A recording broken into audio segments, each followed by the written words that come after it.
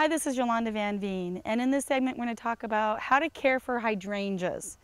Now, hydrangeas are a beautiful addition to your shade garden. If you live near the coastline or a real mild climate, you can probably plant them in a lot more sun, but if you live in a hotter climate or inland, usually you got to put them in shade or they're just going to fry, as this one has done right here. So now when you're caring for hydrangea, you want to make sure that they stay wet enough, but they don't want to sit in clay and muck. They want good drainage. So they do great under trees. And as long as you water them and let them dry out a little bit in between, they'll do really well. Now my theory with hydrangeas, if they look good, leave them be. If they look ratty in any way, chop them back. Even if you get a plant from a friend and you get it home and it just looks dead or it gets fried in the sun, put it a little more shade and then turn around, and as long as it's got these little buds coming up, it'll come right back.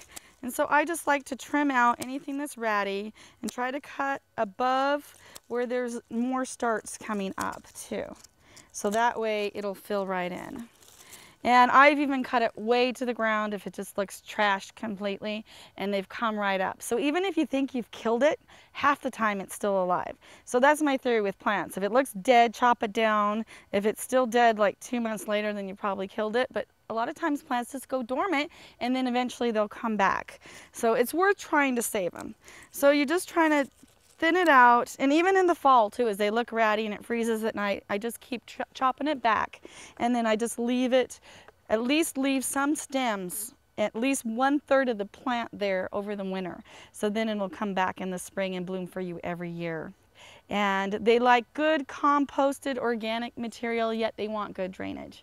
So hydrangea are a beautiful addition to your garden as long as you don't get them too hot or is too wet.